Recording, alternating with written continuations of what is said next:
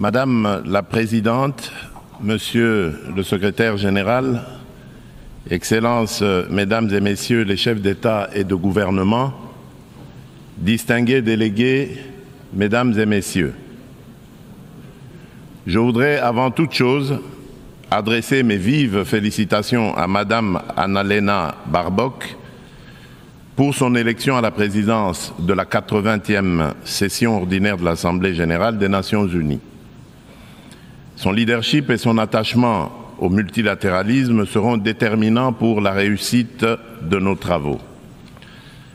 Je saisis également l'opportunité que m'offre cette tribune pour rendre un hommage appuyé à son prédécesseur, son Excellence M. Philémon Yang, dont l'engagement et le dévouement ont marqué la précédente session. Enfin, je réaffirme la pleine confiance de mon pays dans l'action du secrétaire général des Nations unies, M. Antonio Guterres, pour ses efforts constants visant à renforcer notre organisation et à promouvoir des solutions aux défis qui menacent la paix, la sécurité et la prospérité dans le monde, en particulier dans la région des Grands Lacs d'Afrique, dont fait partie la République démocratique du Congo.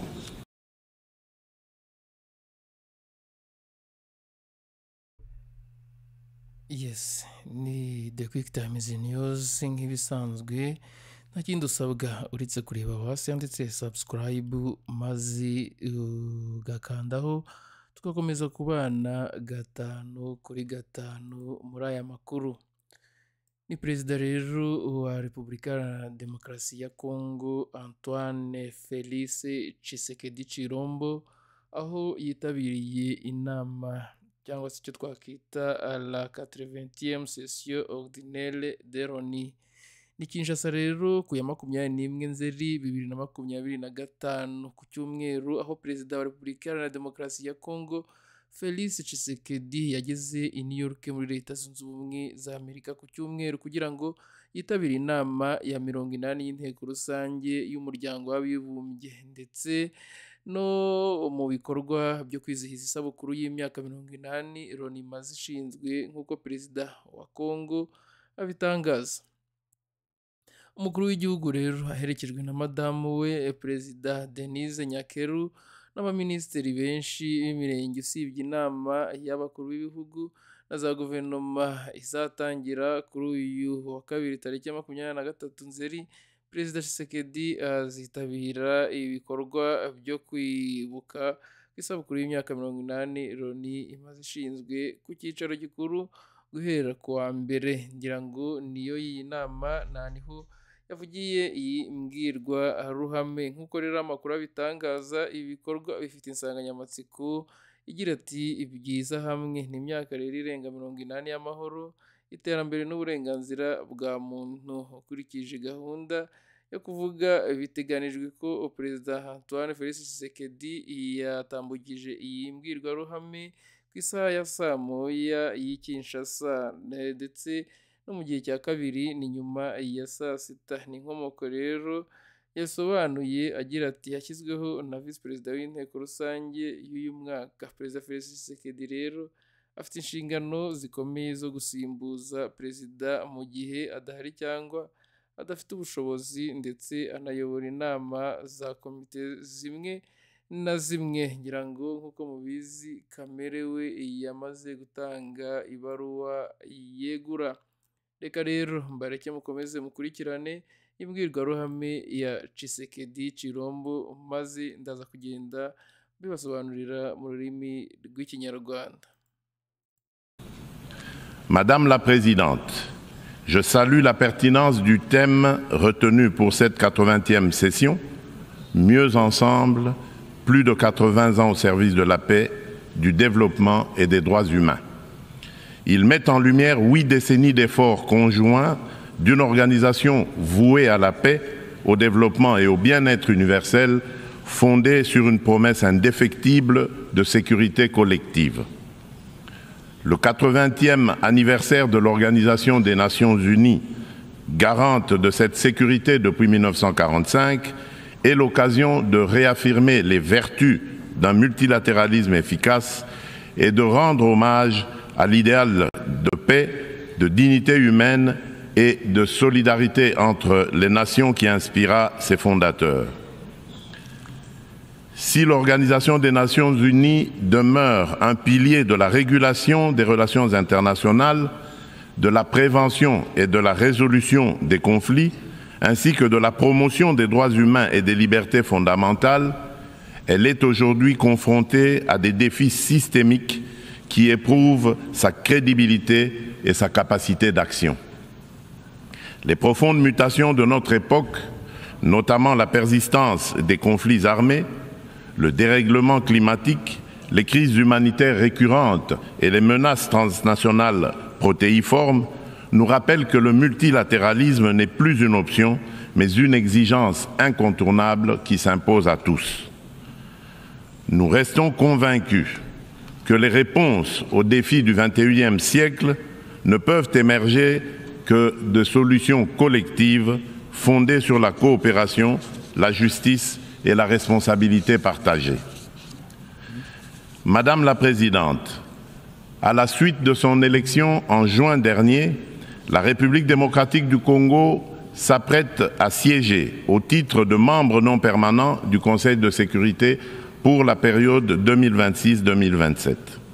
Je réitère au nom de mon pays nos remerciements les plus sincères aux États membres pour la confiance et la solidarité exprimées.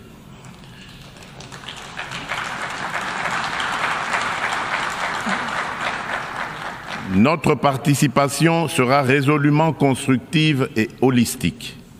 Elle s'articulera autour de deux priorités indissociables, paix et sécurité d'une part, et prévention et résolution des conflits d'autre part. Nous entendons également contribuer activement à l'élaboration et à la mise en œuvre du nouvel agenda pour la paix afin d'apporter, à la lumière de notre potentiel et de notre expérience, une impulsion à la réforme des opérations de maintien et de consolidation de la paix, ainsi qu'à l'adaptation du système de sécurité collective des Nations Unies. S'agissant de la réforme du Conseil de sécurité, mon pays réaffirme la position commune africaine telle qu'énoncée dans le consensus des Zuluini et la déclaration de Sirte, c'est-à-dire l'Afrique doit bénéficier de 2 sièges supplémentaires dans la catégorie des membres non permanents et de 2 sièges dans celle des membres permanents avec les mêmes droits, y compris le droit de veto, les mêmes privilèges et les mêmes obligations que les membres permanents actuels.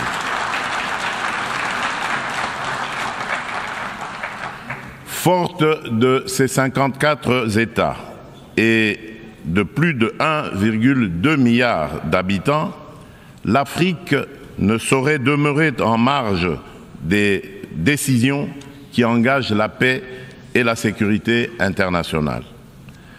Madame la Présidente, un autre axe prioritaire concerne l'exploitation illégale des ressources naturelles, l'une des causes majeures et persistantes des conflits. La République démocratique du Congo entend placer au cœur du débat la gouvernance exemplaire de ces minerais stratégiques afin d'en garantir l'exploitation dans le respect des principes de développement durable, de la souveraineté économique et du bien-être des populations. À l'échelle mondiale, rompre le lien toxique entre rente minière et financement de groupes armés non étatiques exige une approche intégrée fondée sur l'harmonisation des règles de diligence raisonnable et de traçabilité, de la mine aux consommateurs, la transparence intégrale des chaînes d'approvisionnement et des bénéficiaires effectifs, des mécanismes de contrôle et d'audit indépendants, une coopération opérationnelle renforcée entre autorités douanières, judiciaires et financières, des sanctions ciblées et effectives contre les trafiquants et leurs réseaux de facilitation et une lutte résolue contre la corruption adossée à des normes de bonne gouvernance, à la publicité des contrats et à la traçabilité des paiements. Bien entendu, les dimensions des droits humains et de justice transitionnelle, ainsi que les agendas femmes, paix et sécurité et jeunesse, paix et sécurité, demeurent indissociables de cette action. Leur prise en compte effective est la condition d'une paix juste, durable et inclusive. Madame la Présidente, à la veille de la mise en place de la commission d'enquête indépendante décidée par le Conseil des droits de l'homme des Nations Unies sur les massacres perpétrés il y a quelques mois par nos agresseurs et leurs supplétifs dans l'Est de mon pays, je lance un appel solennel à la communauté internationale. Elle a le devoir moral et politique de soutenir cette démarche essentielle afin d'établir la vérité, rendre justice aux victimes et jeter les assises d'une paix durable ancrée dans la mémoire et la responsabilité partagée. Madame la Présidente, alors que la planète se réchauffe et que les marginalisations s'aiguisent, ainsi et que les conflits se multiplient, le diagnostic qui avait inspiré en juillet 2023 la vision du nouvel agenda pour la paix du secrétaire général demeure pleinement d'actualité. Le monde est désormais confronté à des crises multiformes et profondes. Les fondamentaux de la prévention se sont affaiblis et le droit international, jadis puissamment rappelé par la Charte des Nations Unies, qui enjoint les États à s'abstenir de recourir à la menace ou à la force, est trop souvent bafoué. Notre système de sécurité collective en est ébranlé. Il ne saurait survivre à un sursaut de solidarité d'intérêt et de respect des règles.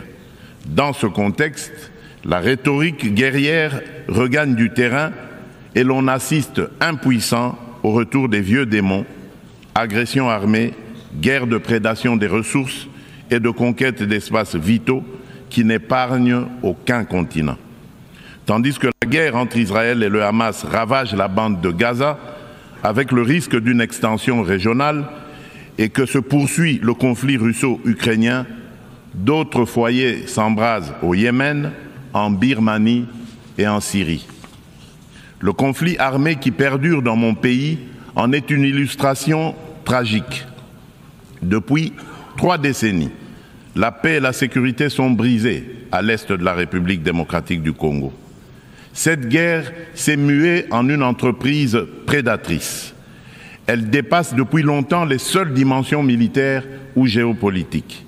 Elle vise à piller nos ressources, effacer notre mémoire collective et détruire nos communautés. Les conséquences sont désastreuses. Des millions de morts, des familles décimées, près de 7 millions de déplacés internes, femmes et enfants pris pour cible, des villages rayés de la carte, des générations sacrifiées. Dans plusieurs régions de l'Est, tous les marqueurs d'un projet d'extermination sont réunis. Les Nations Unies elles-mêmes, à travers le rapport Mapping, ont documenté l'ampleur des atrocités. Ce n'est pas seulement un conflit, c'est un génocide silencieux qui frappe le peuple congolais depuis plus de 30 ans.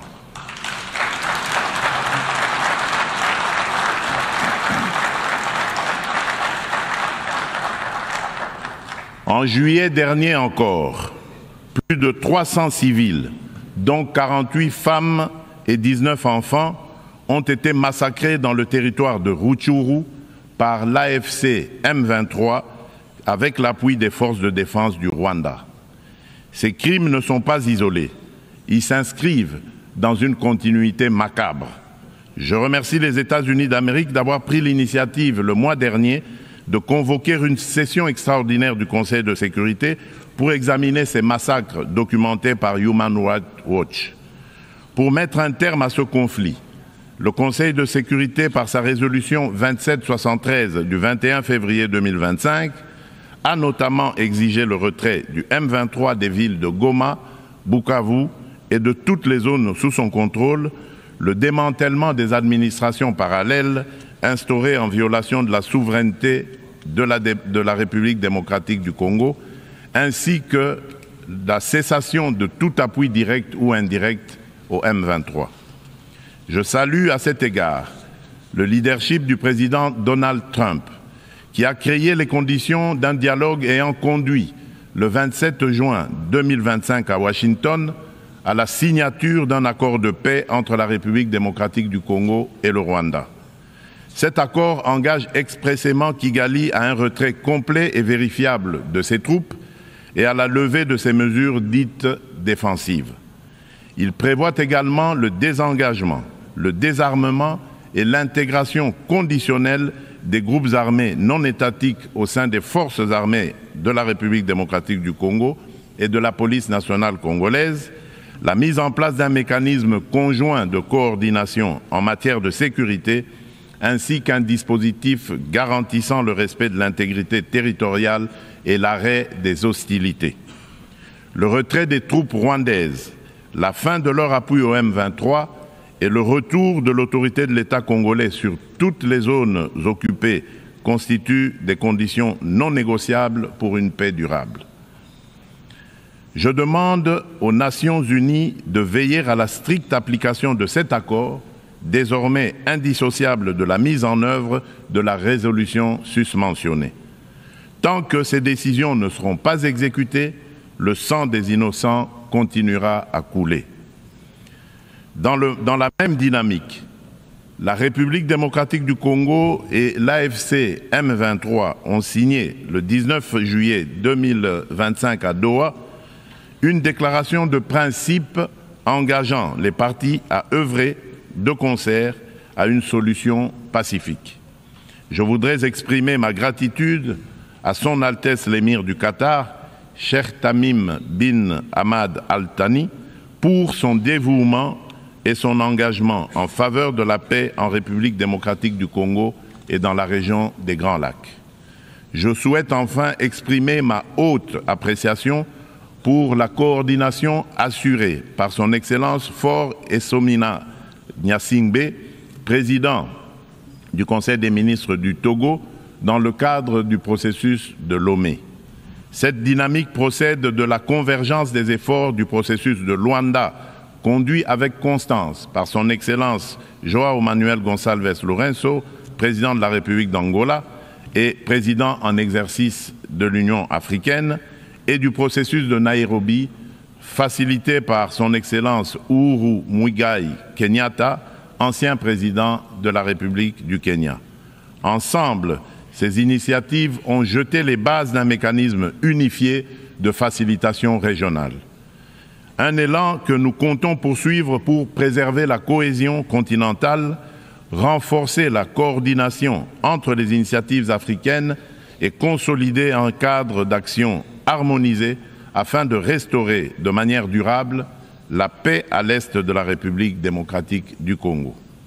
Notre objectif demeure inchangé: obtenir une paix juste, durable et vérifiable, non une accalmie factice et éphémère qui, depuis près de 30 ans, a trop souvent déçu l'espérance de notre peuple. Nous attendons de la communauté internationale qu'elle se tienne avec constance et courage du côté du droit.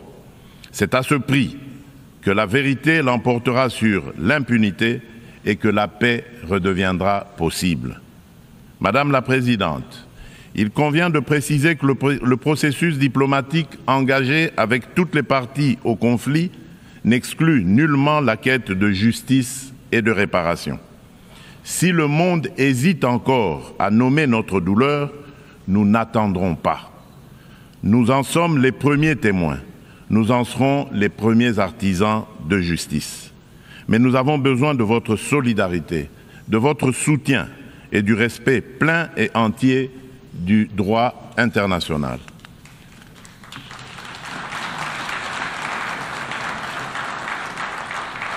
La République démocratique du Congo ne sollicite ni charité ni commisération. Elle exige justice, vérité et dignité.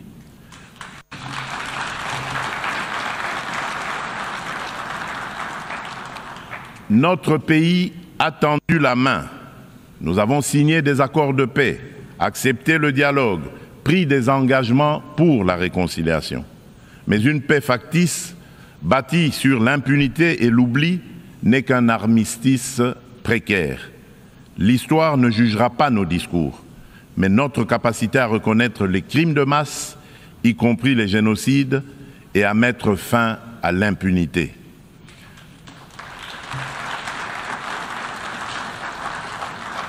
Madame la Présidente, la République démocratique du Congo est un pays de vie, de richesse naturelle et de résilience humaine.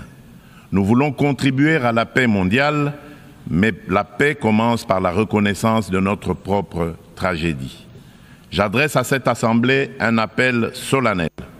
Reconnaissez le génocide congolais, soutenez notre combat pour la vérité et la justice et aidez-nous à bâtir enfin une paix durable au cœur de l'Afrique.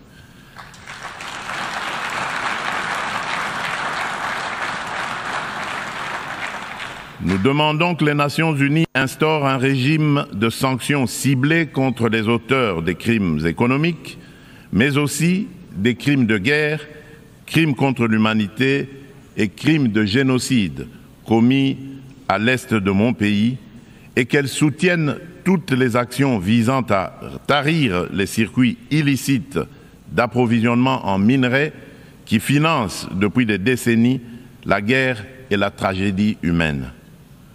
Ces actions doivent être conduites avec l'appui de l'Union africaine, des Nations unies et de nos partenaires au développement en impliquant les États limitrophes, les entreprises qui achètent et transforment ces minerais du sang, les institutions financières par lesquelles transitent les flux, ainsi que les organisations de la société civile. Je le dis solennellement devant cette Assemblée, la communauté internationale a le devoir moral et politique de reconnaître cette tragédie pour ce qu'elle est, un génocide, et d'agir en conséquence. Le silence et l'inaction face à ces crimes s'apparentent à une complicité. Nous demandons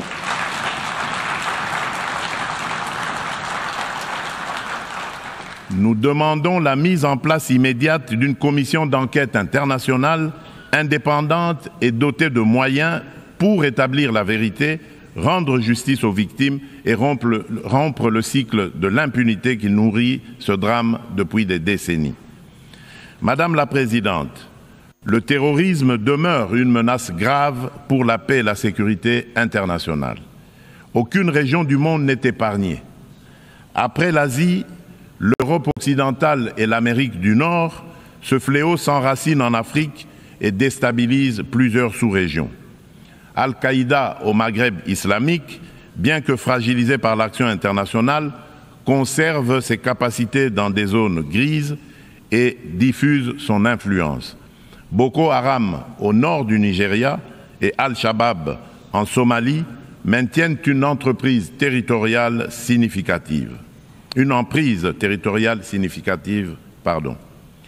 En Afrique centrale, après les ravages causés par la Lord's Resistance Army, LRA, de Joseph Kony, le nord-est de la République démocratique du Congo subit les exactions des forces démocratiques alliées, les ADF, un groupe terroriste ougandais ayant fait allégeance à l'État islamique. Ces groupes extrémistes ont laissé derrière eux un lourd tribut humain et continuent de menacer la stabilité régionale.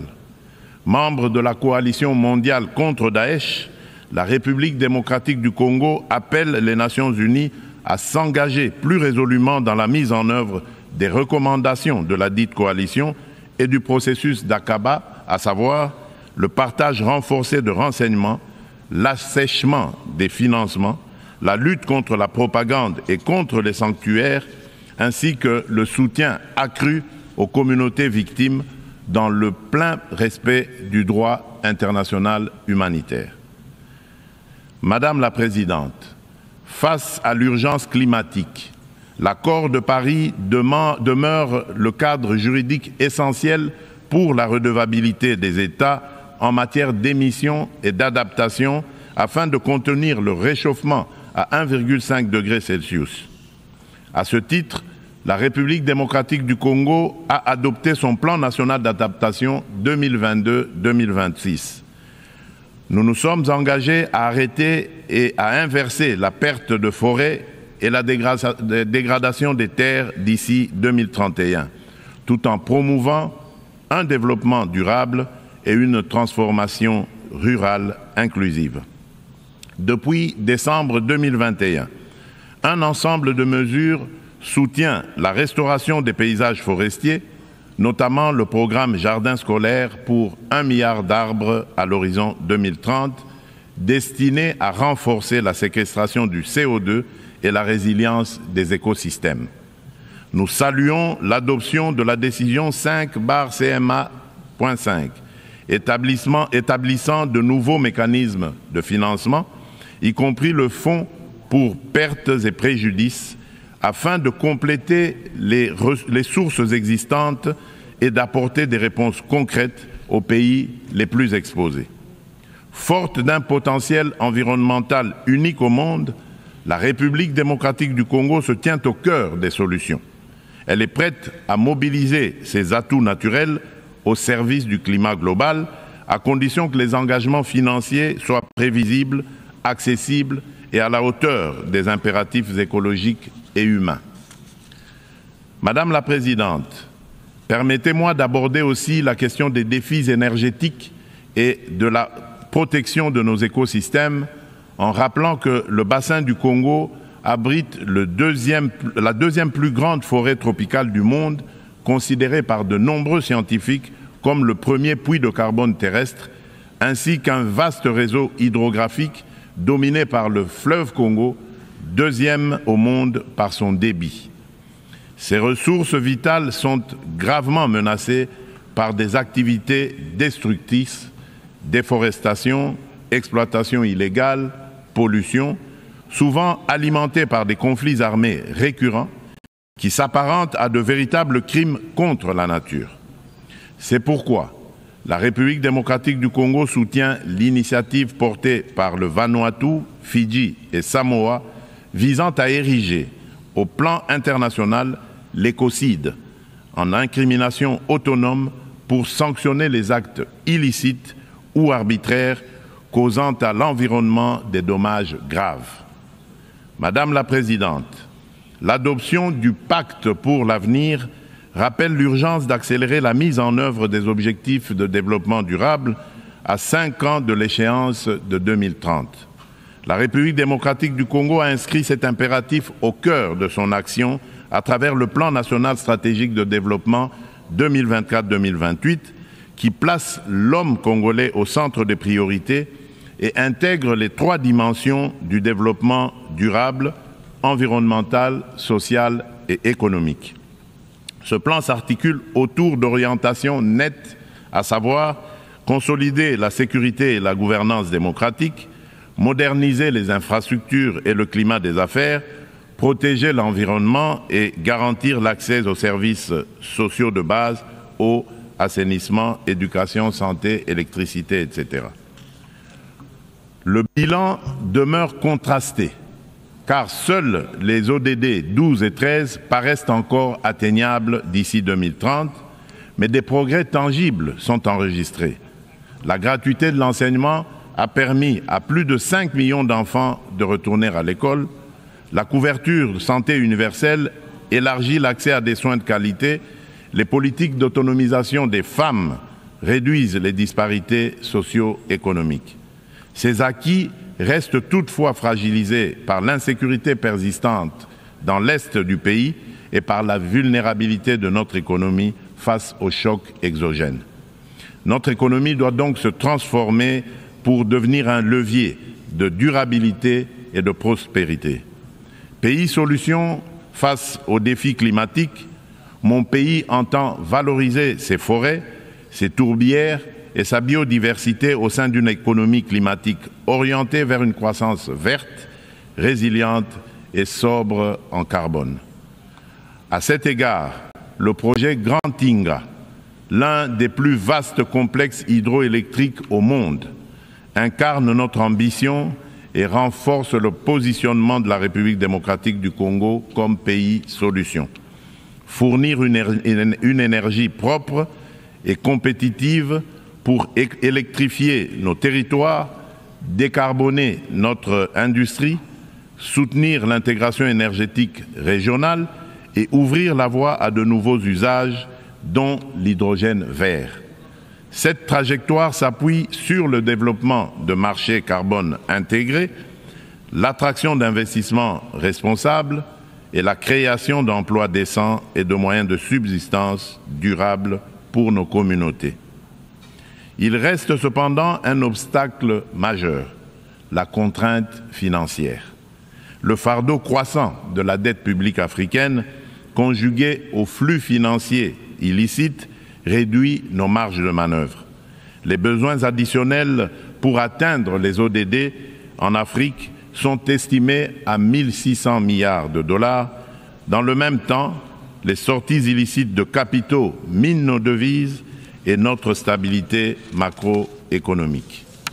D'où la nécessité d'une réforme urgente de l'architecture financière internationale afin de garantir aux pays en développement un accès juste et prévisible à des financements concessionnels alignés sur leur trajectoire nationale, y compris via une meilleure recanalisation des DTS, la capitalisation des banques multilatérales de développement, des facilités de liquidité contracycliques et une lutte renforcée contre les flux illicites. Madame la Présidente, depuis mon accession à la magistrature suprême de mon pays, la République démocratique du Congo, j'ai impulsé à la conduite de la chose publique une dynamique nouvelle intégrant systématiquement la dimension genre à tous les niveaux afin d'assurer une présence accrue des femmes dans les instances de décision.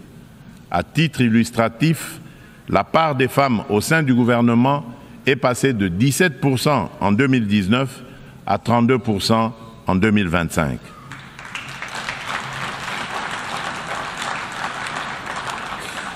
Madame la Présidente, dans une approche stratégique et multisectorielle visant à mobiliser la jeunesse au service du progrès national, mon gouvernement a adopté une politique nationale de la jeunesse. Celle-ci consacre l'engagement de l'État à faire de la participation pleine et entière des jeunes à la vie de la nation une priorité transversale assortie d'objectifs clairs et mesurables. Madame la Présidente, la République démocratique du Congo aspire à la paix, à la justice et au développement. Elle est prête à agir à vos côtés pour une organisation des Nations Unies plus forte, plus inclusive et plus juste. Forte de ses atouts humains, naturels et stratégiques, mon pays entend les mettre au service d'un avenir meilleur pour les générations futures et de notre maison commune, la planète Terre. Que Dieu bénisse l'humanité et nous accorde la grâce d'une paix véritable et durable entre toutes les nations du monde. Je vous remercie. On behalf of the Assembly, I wish to thank... Au nom de l'Assemblée, je remercie le président de la République démocratique. Yes, nk'uko mubyumvise rero ni ijambo rivuzwe na Perezida Felix Antoine Tshisekedi Tshilombo, aho yongeye kumvikana avuga ko u Rwanda rukomeje gushyigikira AFCM 23 guhungabanya umutekano wo mu gihugu cye ndetse no kurenga imbibi. Yongerera avuga no ku masezerano ya Doha, avuga amasezerano ya Nairobi, avuga aya Rwanda ndetse avuga n'aya Amerika yasinywe ariko bikaba bitaragira umutekano urambye. Ni The Quick Times News rero nk'ibisanzwe nta kindi usabwa uretse kureba hasi ndetse subscribe ugakandaho, hanyuma tugakomeza kubana 5 kuri 5 muri aya makuru.